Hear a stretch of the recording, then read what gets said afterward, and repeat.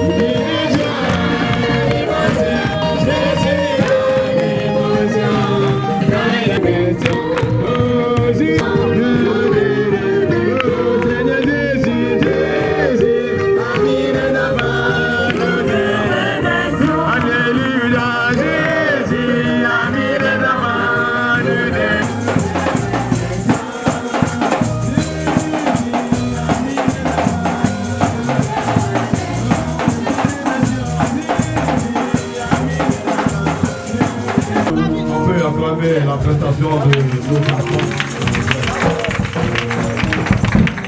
Bien aimés, nous allons passer à une autre étape de notre rencontre.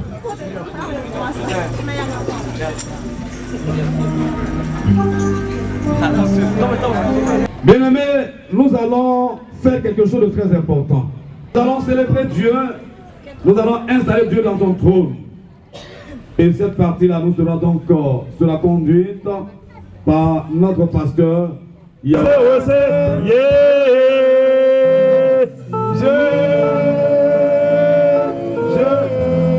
suis aussi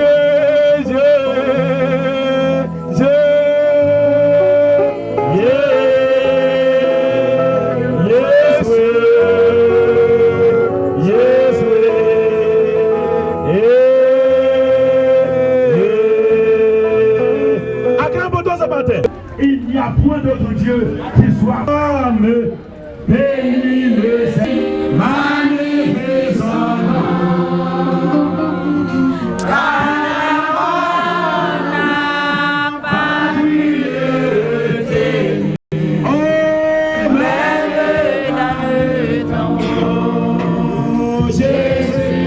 et que la vérité nous affranchisse.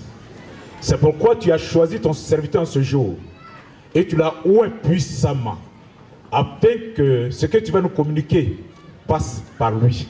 Nous prions donc, Seigneur, pour te le confier afin que, Seigneur, ton esprit se repose sur lui et que, Seigneur Dieu, tu l'utilises puissamment pour nous révéler des choses cachées. Nous prions que, Seigneur, tu disposes aussi nos cœurs afin que nous soyons réceptifs, Seigneur, à ta parole. Bénissons ton nom, te rendons toute la gloire au nom de Jésus. Amen.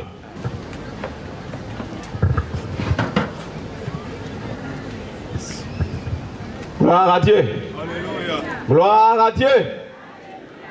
Bien-aimés, nous vous saluons au nom de Jésus et bénissons le nom du Seigneur pour l'occasion que Dieu nous a donnée depuis le mercredi de nous retrouver ensemble, de le louer, de le prier, d'écouter sa parole et de pouvoir recevoir aussi de sa bénédiction. Nous voulons vous dire merci pour votre attention depuis le premier jour jusqu'à aujourd'hui. Je voudrais apporter une petite lumière sur la cérémonie d'hier pour que les gens aient le sens de la cérémonie d'hier. Ça nous permet tous d'avoir une pensée dégagée et de savoir comment ça s'est passé. La cérémonie d'hier était une cérémonie purement protocolaire. Parce qu'on a invité la marraine à être là. Et le protocole, depuis le commencement, nous a dit qu'elle était très occupée parce qu'elle avait une mission à Paris, qu'elle devait arriver le vendredi. Donc si nous voulons, elle va se faire représenter. Parce qu'elle ne pourra pas venir faire un culte long avec nous. Elle viendra juste pour peut-être 1h ou 1h30 et partir à Daokro. Donc son arrivée hier était pour nous une confirmation. Mais puisque le protocole a un programme précis, il fallait se conformer à ce programme. Sur notre programme, nous avions prévu son arrivée ici à 9h15. Et on a fait un programme en conséquent pour qu'il y ait un message de 15 minutes avant son départ. Mais, vous savez, comme c'est une autorité, elle est arrivée ici à 10h quelques minutes. Donc le temps de lui souhaiter bienvenue et de passer à toutes les cérémonies protocolaires et offrandes, le temps était déjà avancé. Et comme nous étions déjà avertis qu'elle doit quitter à 11h25, il fallait qu'elle quitte. C'est pour cela qu'on l'accompagnait d'abord chez M. Rabé Canon pour la recevoir là-bas et lui dire au revoir. Donc on a dû quitter précipitamment à cause de ce programme-là. Certaines personnes ont pensé qu'on n'a pas prêché Donc c'est un programme qui n'est pas bien de commentaires qui sont venus là-dedans. Mais je vous dis qu'il n'y a pas une prédication qui est plus que offrir la Bible à quelqu'un. Offrir la parole de Dieu à quelqu'un, c'est une prédication. C'est un message fort. On en a discuté longuement avec l'apôtre Diaban hier. Fallait-il prêcher avant qu'elle arrive? Ça ne sera pas bien. Il faut attendre qu'elle soit là. Et là aussi, le temps est déjà parti. Il fallait faire quoi? Donc nous avons opté pour ce don de Bible comme un message qu'on lui a lancé aussi.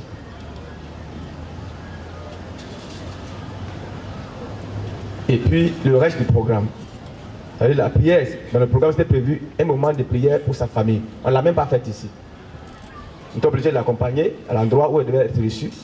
Faire cela, prier pour elle, prier pour sa famille, lui donner un message, bref, avant qu'elle ne quitte.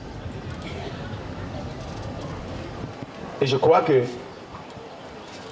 c'est une façon pour nous de dire à cette dame-là, qui accepte d'être avec nous, que la Bible que nous lui offrons, elle a sa force, elle a sa lumière dans cette Bible-là.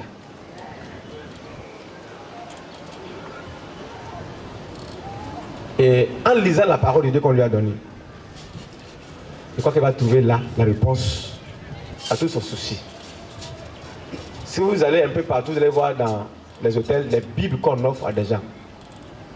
On a plusieurs façons de prêcher à quelqu'un. On peut prêcher à quelqu'un par ses actes, par son comportement, par sa façon de faire.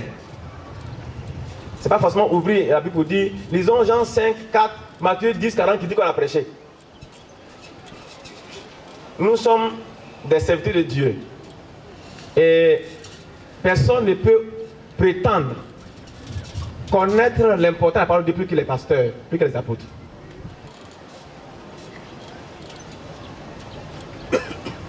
Personne ne peut prétendre ça. L'apôtre Diaban a plus de 30 ans de ministère. Donc il connaît l'importance de la parole de Dieu. Mais quand on opte pour une cérémonie protocolaire, le temps n'est plus à votre faveur. Ce n'est pas vous qui commandez le temps. Quand c'est une autorité qui vient. Donc, on se soumet au programme protocolaire. C'est une cérémonie protocolaire purement et simplement. Mais on avait dit que si elle arrivait à l'heure qu'on avait prévue, on pouvait faire tout pour donner un résumé et 15 minutes du message de la parole de Dieu. Donc, parce qu'il faut bénir Dieu pour tout ce qui s'est passé. Parce que tout ce que Dieu fait est bon. Et Dieu peut saisir n'importe quelle occasion, sans même ouvrir la Bible pour convertir des cœurs et des pensées. Hier, j'ai entendu le témoignage de certains païens, parce que le secrétaire régional peut témoigner avec moi, qui ont témoigné de ce que les gestes que nous avons posés hier, en nous faisant la paix à cette dame, et toute la cérémonie, ce que ça a eu comme impact dans leur vie. Secrétaire, le monsieur, c'est un doyen, un monsieur qui fait de 60 ans, qui a répété ça pendant plus de 6 fois hier, devant les pasteurs, qu'il a été marqué par la cérémonie. Il a été marqué par les gestes, par la façon de faire. Et même le commissaire qui était avec le policier hier nous a dit la même chose. En toute chose, nous voulons que Dieu soit glorifié. Ce que nous faisons où Dieu trouve sa gloire, je pense qu'il n'y a pas de prédication plus que ça. Quand Dieu trouve sa place dans ce que nous faisons, il n'y a pas de prédication plus que ça. Donc on lui a offert une Bible. Je ne sais pas s'il y a un message qui est plus grand, qui est plus grand que ça, offrir la Bible à quelqu'un. Et la Bible dit que celui qui n'obéit pas à la parole, qu'il soit gagné sans la parole. Vous invitez une autorité qui n'a pas le temps, qui vous dit vraiment, mon temps, il faut que je parte. Vous lui dites, forcément, assois-toi, pour que je te presse avant de partir. C'est une autorité. Et la Bible dit en même temps, soumettez-vous aux autorités. Et tu l'as invité, tu as dit, je suis occupé, mais je ferai un effort pour honorer l'église, ma présence, mais je ferai un temps bref.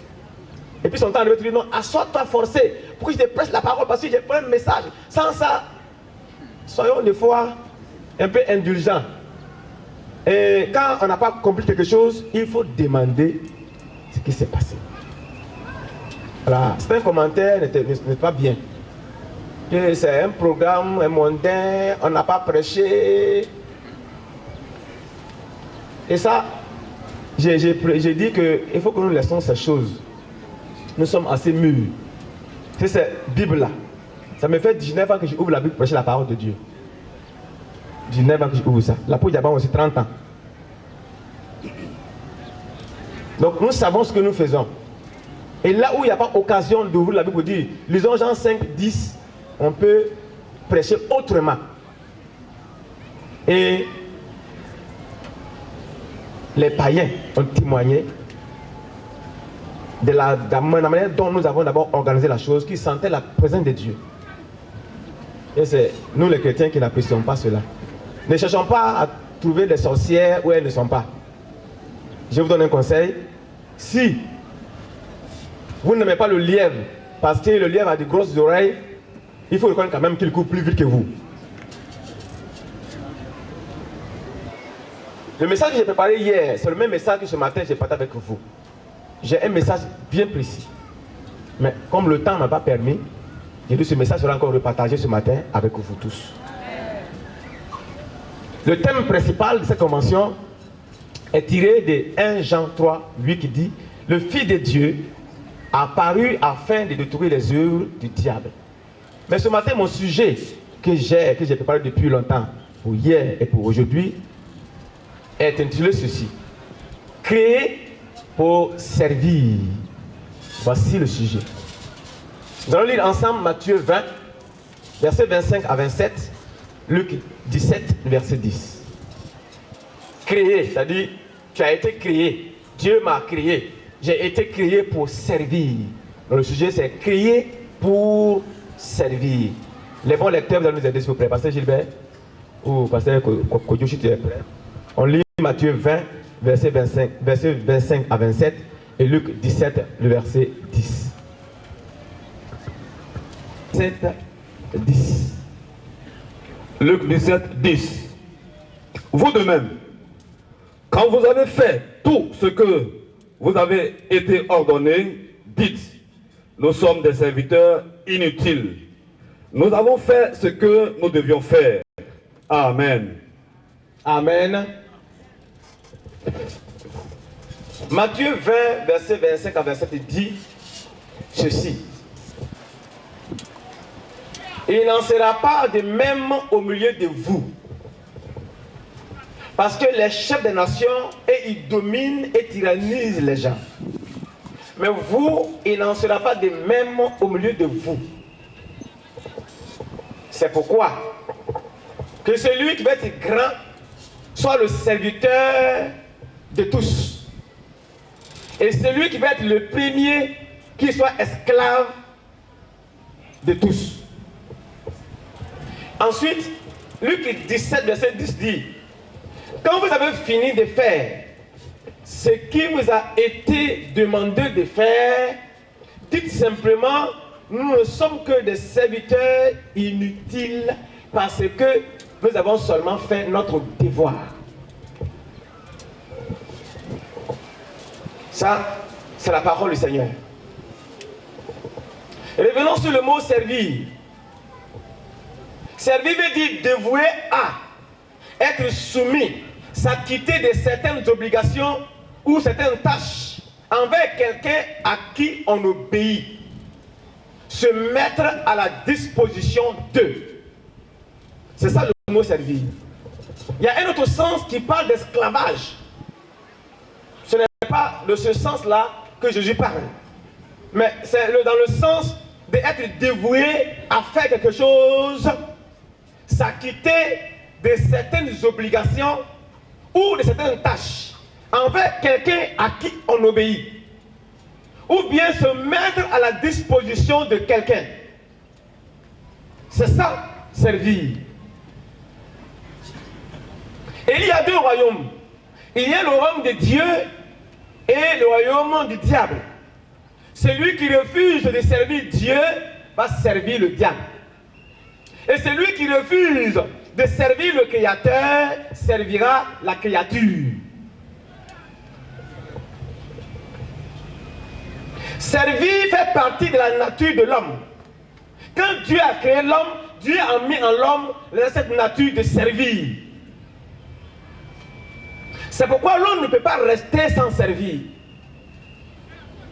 Celui qui dit qu'il ne sait rien du tout, il sait au moins son corps. Donc l'homme doté de cette nature de servir est tout le temps à la recherche de quelque chose qui doit servir. Il y en a qui sont en train de chercher un arbre, un fleuve, une mer, une montagne pour servir parce qu'il y a un vide en eux. Tant qu'ils n'ont pas comblé ce vide-là, ils seront toujours en train de chercher une solution à ce vide. Donc celui qui ne veut pas adorer Dieu, servir Dieu, est obligé de servir quelque chose d'autre pour compenser ce vide-là. C'est pour cela, vous pouvez comprendre pourquoi les hommes vont se prosterner devant un arbre et appeler l'arbre là Dieu. L'homme va se prosterner devant une eau et appeler l'eau là Dieu. Quelquefois, c'est la queue de bœuf dans son sac. Et il va obéir à tous les ordres que la queue de bœuf va lui dire de faire. Quelquefois, c'est la corne d'un animal. Si l'animal lui-même n'a pas pu faire quelque chose, qu'est-ce que sa corne peut faire? Donc, l'homme est doté de cette nature de servir. Seulement que le diable a détourné cette nature qui est un don que Dieu a mis en l'homme pour lui en sa faveur. Le diable a détourné l'homme pour que cette nature que Dieu a mise en l'homme pour lui, Dieu, soit détournée en faveur de ce diable-là qu'il a détourné de la face de Dieu. Dieu aime donc celui qui veut servir.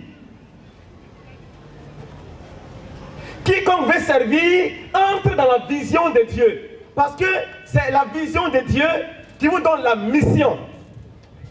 Je précise que c'est pourquoi nous avons été heureux d'accueillir maman Henri qu'on a été hier, parce que son ONG là, c'est servir qui entre dans la vision de Dieu. Servir vous amène à vous mettre à la disposition de quelqu'un. Donc l'église a pour mission aussi de servir la nation, de servir les veuves, de servir les orphelins, de servir les hommes. Et ça, c'est la vision de Dieu. Dieu veut que tout le monde cherche à servir. Que chacun se mette au service de Dieu et au service des hommes. C'est pour cela qu'il y a deux niveaux de service. S'il n'y a pas de vision, il n'y a pas de mission. C'est votre vision qui vous donne la mission.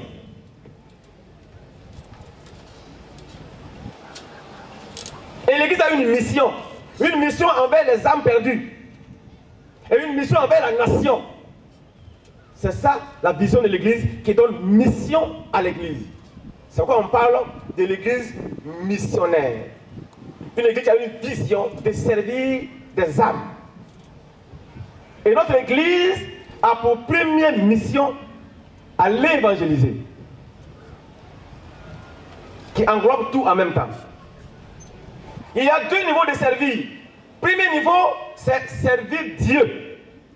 Dieu a créé l'homme pour que l'homme se mette à sa disposition. Quand Dieu aura besoin de lui, homme là, il faut que Dieu le trouve. Donc Dieu a dit à l'homme, voici le jardin, il faut rester là. Voici à manger. Tu n'as pas à te déranger. Le jour où j'aurai besoin de toi, quand je serai là, il faut que je te trouve à la place où je t'ai mis. Et le diable est venu tromper l'homme dans le jardin. Et il a détourné la face de Dieu. Donc le jour où Dieu est venu dans le jardin pour demander à l'homme comment ça va, il a vu que l'homme n'est pas à la place où il l'a mis. Il dit, mais Adam, où es-tu? Adam répond, je suis nu. Qui t'a appris que tu es nu? Donc Dieu veut que l'homme le serve. Et qui veut dire servir Dieu? Servir Dieu veut dire poser des actes pour le nom de Dieu. Servir Dieu veut dire se soumettre à Dieu. Servir Dieu veut dire adorer Dieu. Servir Dieu veut dire obéir à Dieu. Servir Dieu veut dire s'acquitter de ses obligations envers Dieu. Nous avons des obligations envers Dieu tous les jours. Donc celui qui s'acquitte de ses obligations envers Dieu est en train de servir Dieu. Et comme servir Dieu est une préoccupation constante dans le cœur de Dieu, dans les 10 commandements, la chose la plus importante qui a attiré beaucoup l'attention de Dieu sur l'homme, c'est servir. Et il a dit à l'homme, tu ne serviras pas une créature quelconque. Tu ne te prosterneras pas devant une statuette. Tu ne rendras pas un culte à qui que ce soit. Parce que je suis un Dieu jaloux. Ça c'est Exode 20, verset 1 à 4. Dans les 10 commandements, Dieu a commencé par là pour dire, homme, le premier commandement, c'est que tu serves Dieu et Dieu seul. Tu ne serviras aucun autre Dieu en dehors de moi. Tu ne te soumettras pas devant une créature. Parce que je suis un Dieu jaloux. Dieu n'aime pas qu'on le laisse à côté et aller servir d'autres choses. Donc c'est le premier niveau de service que l'on doit rendre. Servir Dieu. C'est-à-dire poser des actes pour le nom de Dieu. C'est-à-dire se soumettre à Dieu. C'est-à-dire adorer Dieu. C'est-à-dire obéir à Dieu. Et c'est-à-dire s'acquitter de ses obligations envers Dieu. Il faut que nous les chrétiens, nous sachions que notre premier rôle, c'est de servir Dieu. C'est-à-dire poser des actes pour le nom de Dieu. Quand quelqu'un souffre, et qu'au nom du Seigneur, tu l'aides à sortir de là, tu es en train de servir Dieu parce que tu as posé l'acte pour le nom du Seigneur. Et le nom du Seigneur est glorifié parce que tu l'as fait pour lui le Seigneur. C'est ça servir Dieu. C'est se soumettre à Dieu, se mettre à sa disposition, obéir à Dieu et s'acquitter de ses obligations. Quand nous faisons nos offrandes à Dieu, nos dîmes à Dieu, nous sommes en train de servir Dieu.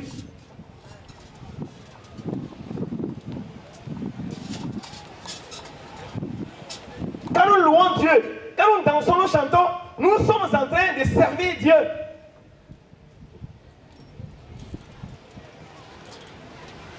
Chaque croyant doit apprendre à servir.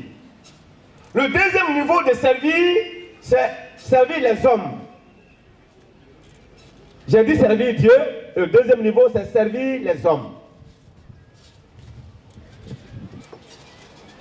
Et que veut dire servir les hommes? Servir les hommes veut dire compatir, partager, assister, soutenir quelqu'un moralement, spirituellement, matériellement et financièrement. Quand vous compatissez à la douleur de quelqu'un, quand vous partagez avec quelqu'un, quand vous soutenez quelqu'un, vous êtes en train de servir la personne. Et nous, les chrétiens, nous devons être les premiers serviteurs. Parce que la Bible nous recommande cela. Dites tout ce que vous faites. Après avoir fait cela, dites simplement, nous ne sommes que des serviteurs inutiles. Et ce que nous avons fait là, c'est seulement un devoir.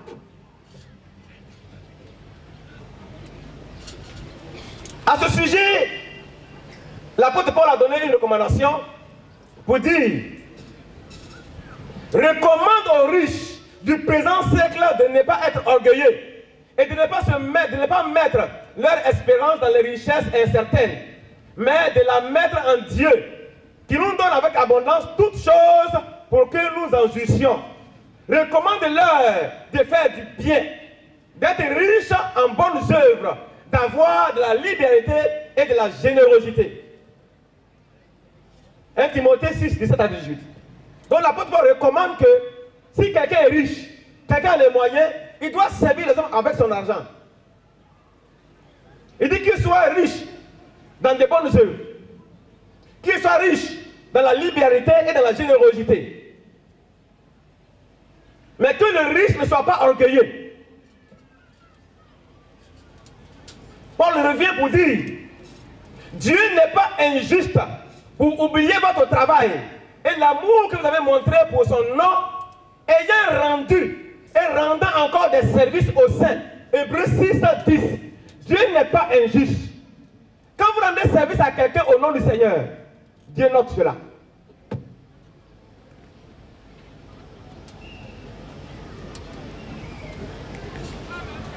Vous savez, il y a la Bible, il y a la femme prostituée qu'on appelle Rahab.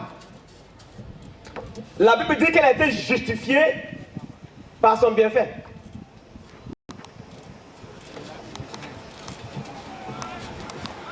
Donc Dieu n'est pas injuste pour oublier votre travail. Tout service que vous rendez à quelqu'un, tout service rendu à une nation, tout service rendu à un groupe de personnes, au nom du Seigneur, le Seigneur prend ça en compte. Et le Seigneur vous bénit pour ça. Donc Dieu n'est pas injuste. Il dit pour les services rendus aux saints, c'est-à-dire les fidèles de l'Église.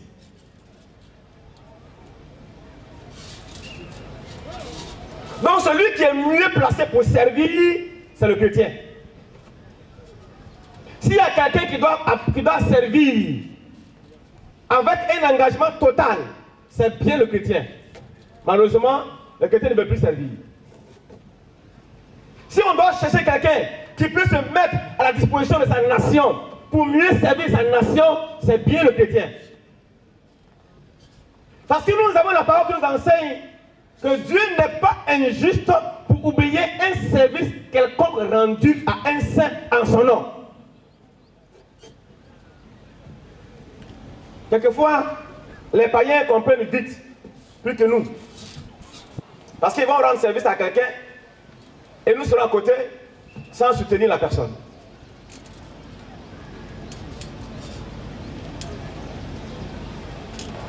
Mais c'est ma prière que lorsque nous sortons d'ici, le geste que la dame a posé, la marraine a posé hier, soit pour nous une leçon. Elle nous a aussi enseigné. On se plaint qu'on n'a pas prêché, mais elle nous a aussi prêché. Elle a dit, je donne ces dons-là pour les veuves et les orphelins. Alors que la Bible enseigne aussi que l'Église doit prendre soin des veuves et des orphelins. Donc elle aussi, elle nous a montré que c'est une mission de l'Église. Soutenir les veuves et les orphelins, c'est une mission de l'Église. C'est pour cela que l'Église, dans son plan quinquennal cette année, a mis en place une stratégie pour les œuvres sociales. Parce que ça fait partie de notre mission. Alléluia. Donc, servir l'homme, ça veut dire compatir, ça veut dire partager, ça veut dire assister, ça veut dire soutenir moralement, matériellement, financièrement et spirituellement. Servir l'homme, ça veut dire aussi obéir aux hommes, se soumettre à ceux que Dieu a établis au-dessus de vous. C'est pour cela que Romains 13:1 dit que toute personne soit soumise aux autorités.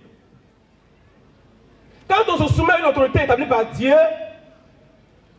on est en train de servir aussi l'homme parce que cela nous est recommandé.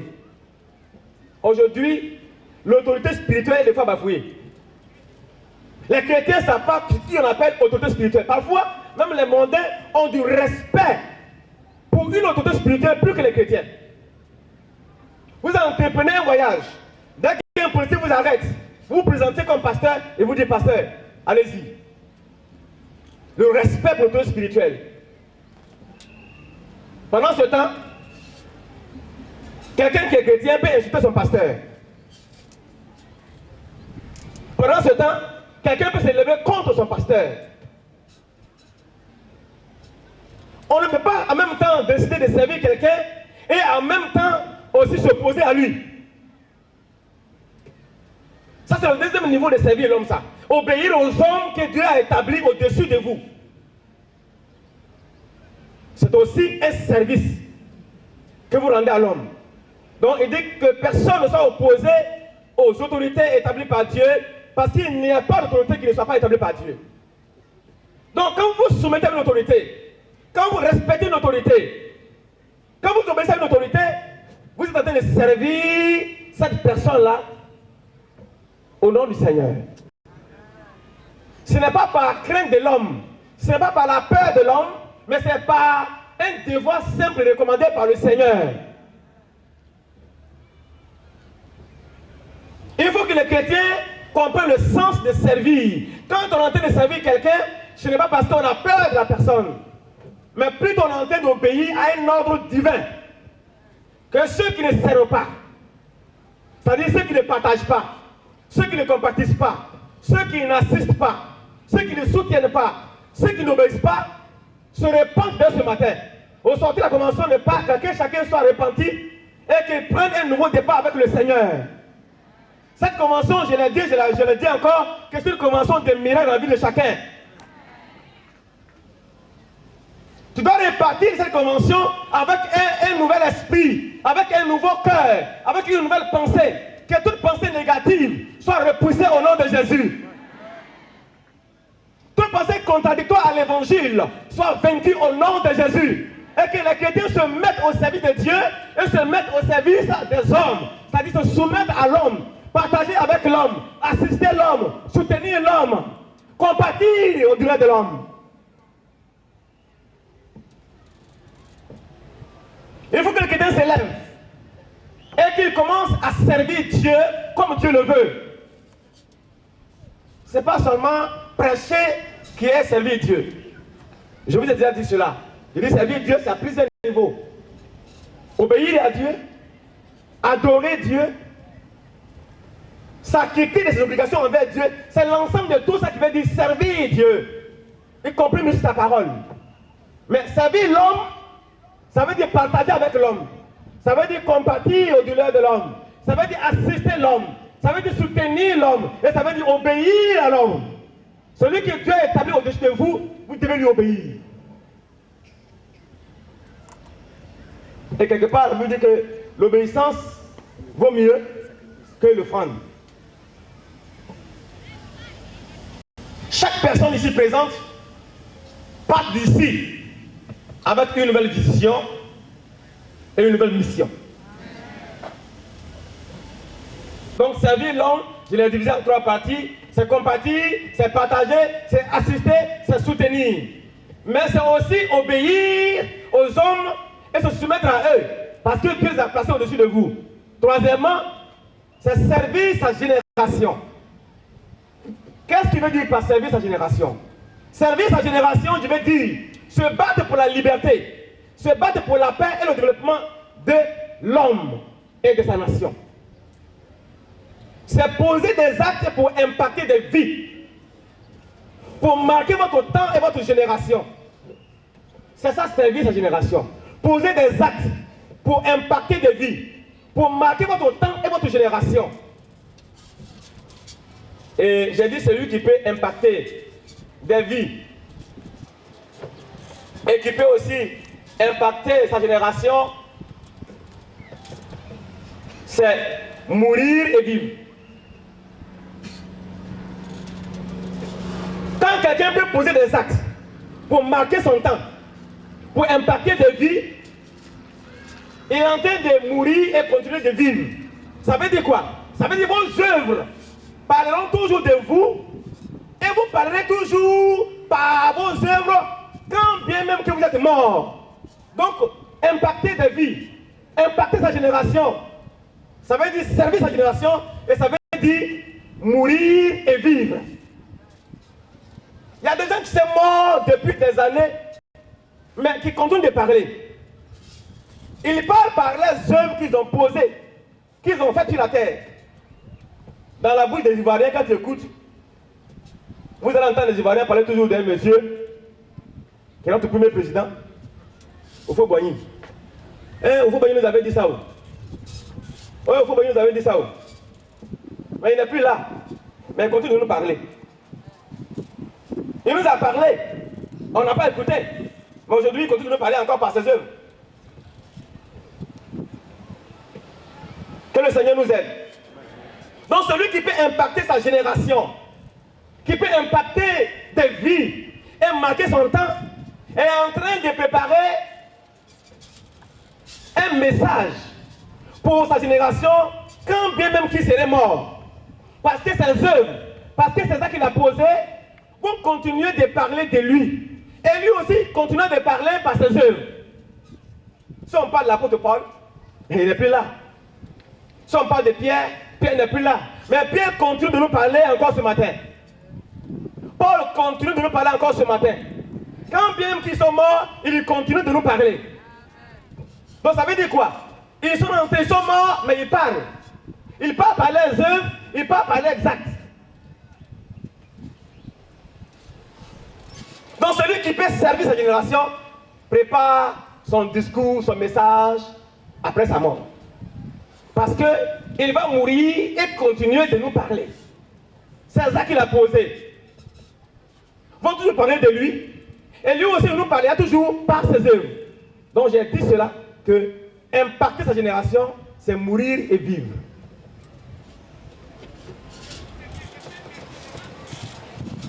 David a dit dans son message, dans Acte 13, 36, il a écrit ceci: après avoir servi en son temps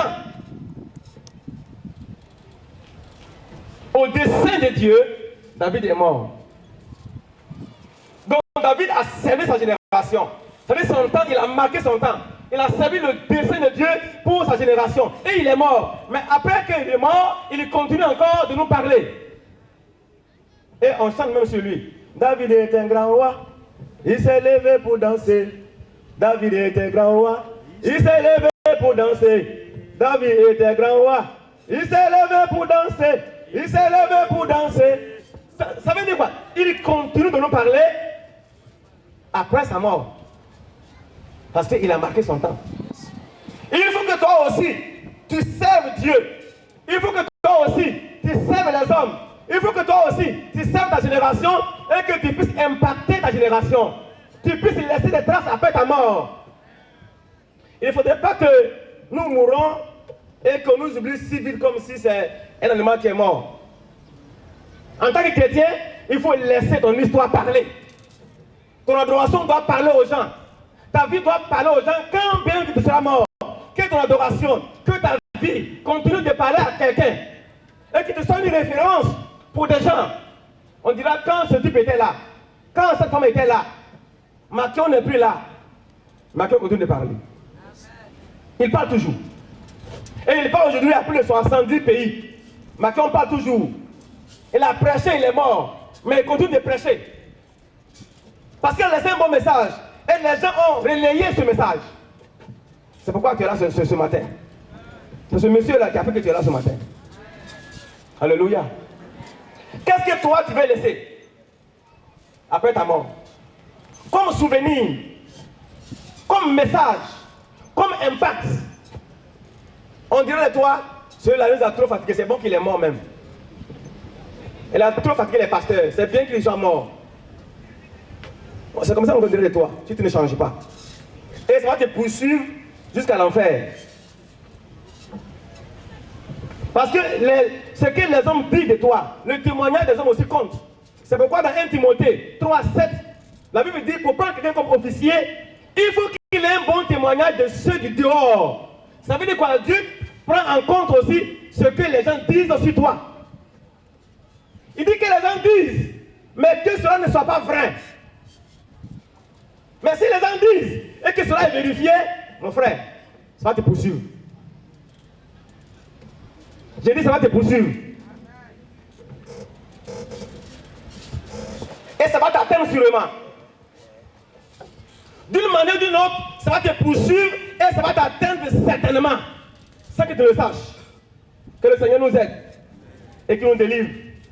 Pour que nous soyons de vrais serviteurs. Des serviteurs disposés. Des serviteurs engagés, des serviteurs dévoués, des serviteurs prêts à s'acquitter de leurs responsabilités vis-à-vis de Dieu et vis-à-vis des hommes, vis-à-vis de la nation également. Dieu a besoin des femmes et des hommes prêts pour servir. Et je crois bien que nous sommes bien partis. Il faut que Dieu cherche des hommes qui les trouve aussi ici, secteur d'Abobo. Quand on va au ouest, on doit trouver des femmes et des hommes. Quand on va au est, il faut qu'on trouve des femmes et des hommes. Quand on va à Cocody, il faut qu'on trouve des hommes et des femmes. Quand on va à Bovie, on va trouver des femmes et des hommes prêts à servir, prêts à se donner, comme Jésus l'a fait. Parce que servir fait partie de la nature de Dieu.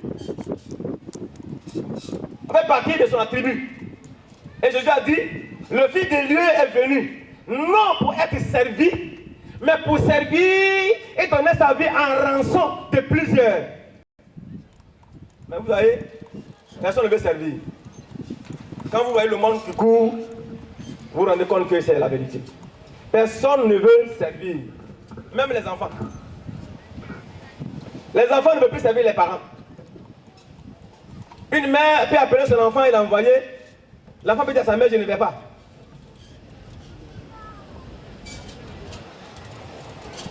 Donc les enfants même ne veulent plus servir les parents. Personne ne veut servir. Les anciens ne veulent plus servir les pasteurs. Les membres ne veulent plus servir les anciens. Tout le monde cherche position, un titre.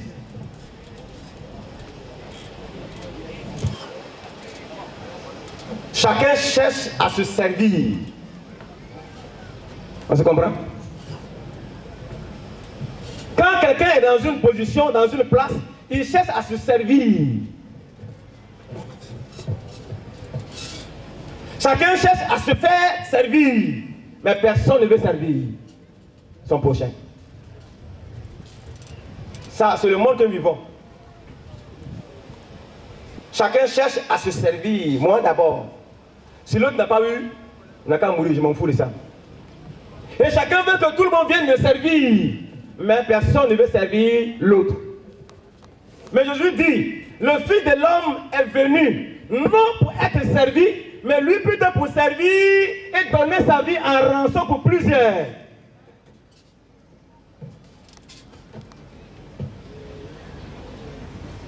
Qui veut servir? Alléluia. Soyez bénis. Rares sont ceux qui servent. Vous n'avez pas dit, c'est difficile de trouver. Rares. Des fois, les gens sont, vous les voyez, dévoués, engagés. Dès qu'on leur donne un titre, le service est terminé. Parce que son objectif est atteint. Donc le reste là. Bien aimé, il faut que nous apprenions à servir. À tous les niveaux, chacun doit apprendre à servir. Et celui qui sait grandit.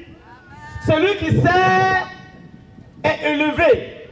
Pourquoi? Parce que c'est l'humilité seule qui peut amener l'homme à servir son prochain. Quand on est orgueilleux, on ne peut jamais servir son prochain. Donc quand quelqu'un commence à servir, ça veut dire qu'il est humble.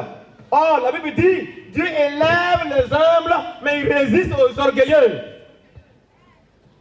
On n'a jamais considéré l'orgueil comme un péché, mais c'est un péché. L'orgueil là, c'est un péché grave. Mais on en parle peu. Il faut que les hommes et les femmes s'élèvent pour faire la différence. Il faut que notre génération soit marquée par ce caractère de servir. Et ce matin, les femmes l'ont prouvé cela. Parce que toutes les réunions qu'on a eues au niveau international, les femmes du Ghana ont toujours fait des dons aux pasteurs. Parfois, nous sommes 1000 et quelques. Mais à la fin du conseil général, il faut que le mouvement des femmes se présente. En tout cas, ça me fait 19 ans que je suis pasteur dans cette église. On va au Ghana, on vient.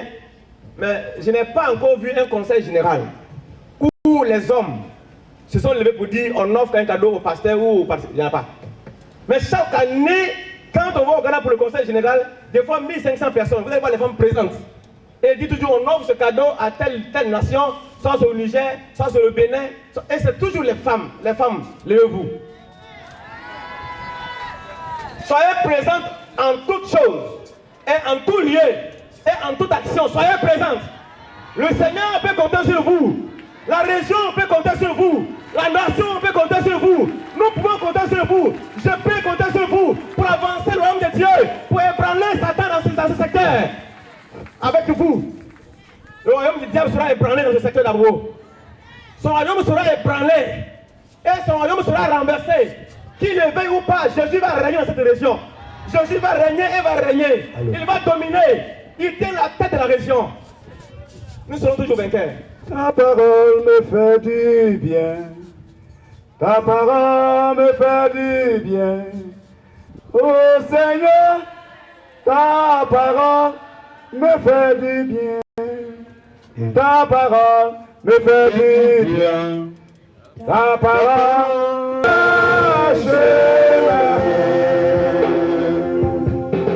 ta parole me fait du bien. Ta parole me fait du bien. Oh Seigneur, ta parole me fait du bien. Ta parole me fait du bien. Ta parole me fait du bien. Oh Seigneur, ta parole me fait du bien. Et il faut que tu aies le niveau. Servir avec humilité.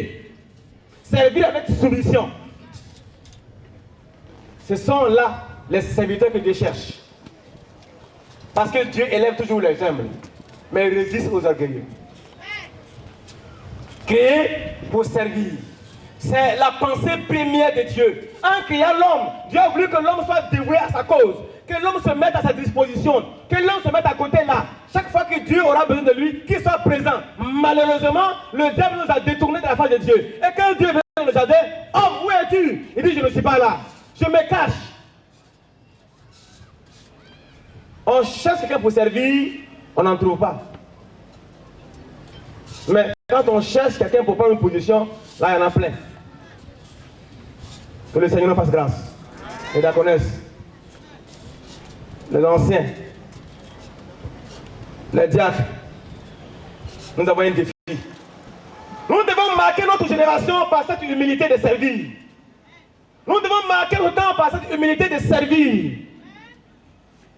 Servir n'est pas une faiblesse. Ce n'est pas signe de faiblesse du tout. Mais plutôt c'est signe d'une force. Une force tranquille qui a un effet positif. Mais parfois les gens pensent que quand vous ne réalisez pas, c'est parce que vous avez peur d'eux. On a peur, on n'a pas peur. Il faut servir. Je voudrais te lancer cet appel et te poser la question. Choisissez aujourd'hui qui vous voulez servir. Voulez-vous servir votre argent? Voulez-vous servir votre vie, votre beauté? Voulez-vous servir vos biens matériels? Voulez-vous servir des forêts sacrées? Voulez-vous servir des montagnes? Voulez-vous servir des eaux? Choisissez aujourd'hui qui vous voulez servir. Si vous voulez servir Dieu, soumettez-vous à Dieu. Si vous voulez servir Dieu, alors obéissez à Dieu. Si vous voulez servir Dieu, alors obéissez aux autorités. Si vous voulez servir Dieu, alors soumettez-vous aux autorités. Mais si vous voulez vous servir vous-même, désolé. Je vous donne un conseil. Choisissez de servir Dieu. Servez Dieu, Dieu seul. Servez-le avec joie. Servez-le avec intégrité de cœur. Servez-le avec un engagement total. Confiez-vous à lui. Mettez en lui votre confiance. Et il vous donnera ce que votre cœur désire. Si personne ne veut servir Dieu, la Bible dit qu'il va susciter des cailloux pour le servir, pour l'adorer. Mais si nous refusons, Dieu va susciter des gens de très loin, comme venant de nulle part, pour le servir, pour montrer qu'il est Dieu. Mais je ne vais pas laisser les cailloux venir adorer de ma place. Moi et ma maison, nous servirons l'Éternel.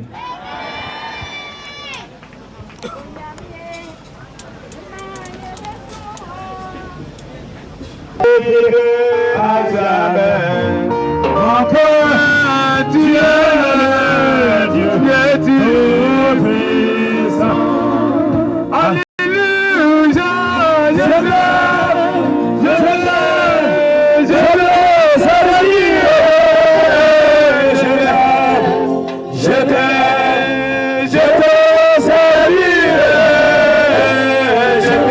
sacrifierai.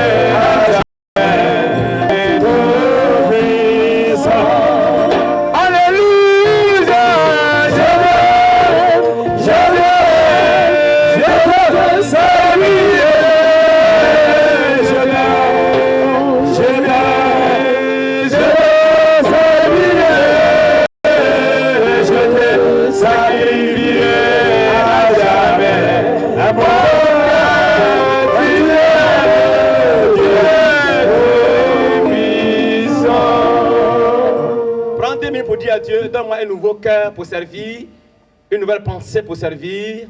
Donne-moi d'être un homme dévoué pour ta cause. Prends 2 minutes pour prier, pour dire au Seigneur cela. Un nouveau cœur pour servir, une nouvelle pensée pour servir, un nouvel esprit pour te servir. Prions ensemble. Dis cela au Seigneur. Dis cela 2 minutes, Dieu va saisir ça pour toi sur ta vie. Dis cela, donne-moi Seigneur, donne-moi un nouveau cœur pour servir. Un nouvel esprit pour servir. Une nouvelle pensée, une nouvelle mentalité pour servir.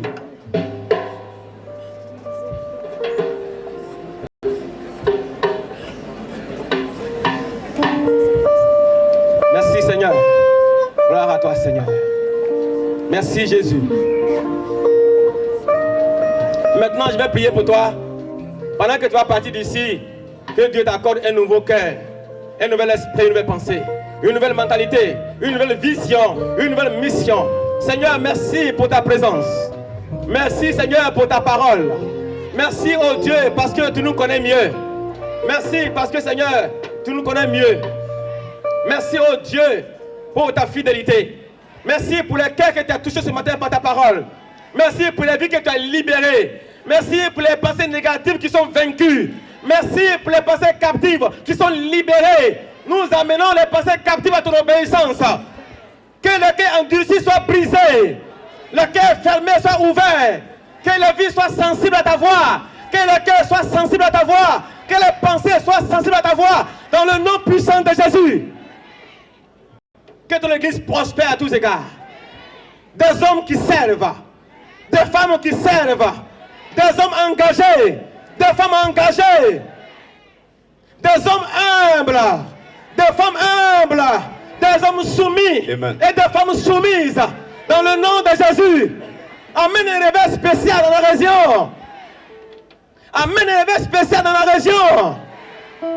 Seigneur, saisis des femmes. Seigneur, saisis des femmes. Pendant que je parle, le Seigneur te saisit maintenant. Tu es saisi par le Saint-Esprit. Seigneur, saisis les femmes. Saint-Esprit, saisis les femmes. Saint-Esprit, saisis les femmes. Saint-Esprit, saisis les femmes. Saint-Esprit, saisis les femmes. Il y a des femmes que Dieu a saisies ce matin. Il y a des femmes qui sont saisies par le Saint-Esprit. Seigneur, saisis les hommes. Des hommes. Saisis des hommes. Saisis des hommes. Saisis des hommes. Saisis des hommes. Saisis des hommes. Suscite des hommes. Suscite des hommes. Des hommes prêts à servir. Des hommes prêts à s'engager. Seigneur, merci pour des femmes et des hommes que tu suscites. Pour ton église. Et spécialement pour la région d'Abobo. Nous voulons te bénir pour ta fidélité. Bénis chacun de nous. Au nom Hallelujah.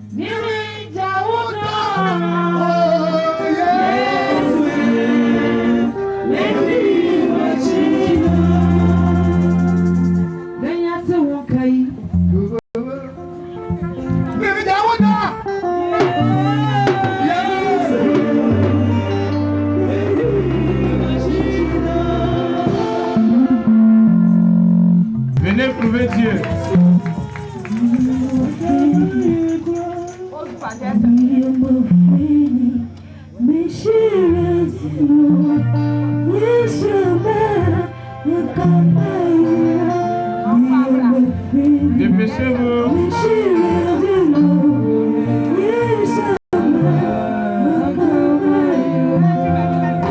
Retirez-vous. Reculez un peu, s'il vous plaît. Je vous en prie.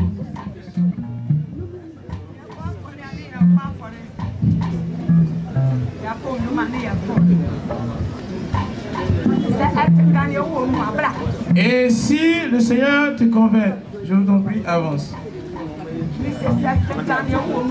Si le Seigneur te met cela à cœur, avance. J'ai dit 5 personnes. Si toi aussi, le Seigneur te met cela à cœur, avance. Avance.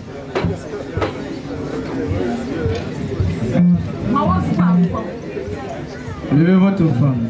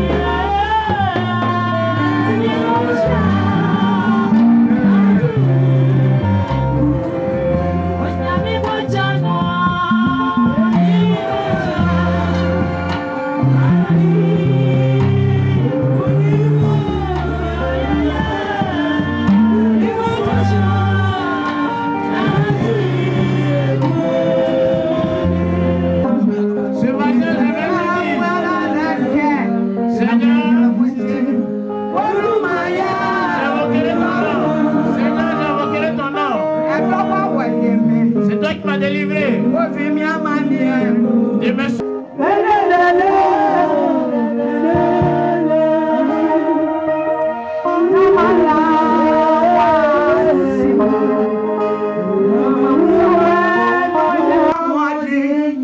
Fais-la de toutes tes forces. Que le Seigneur vous bénisse.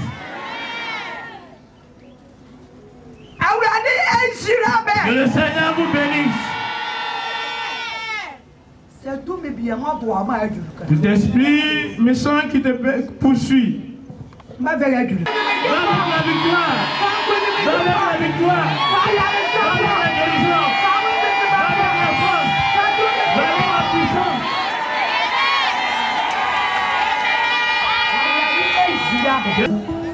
Bénis ta servante. Voilà. Nous aussi, nous prophétisons sur la vie de maman. Maman quitte la convention, elle va à la maison. Oui. Sa voiture va la suivre. Alléluia. C'est une convention de miracles. Maman, que le Seigneur vous bénisse. Pour à mémoire de notre pasteur, que Dieu a rappelé.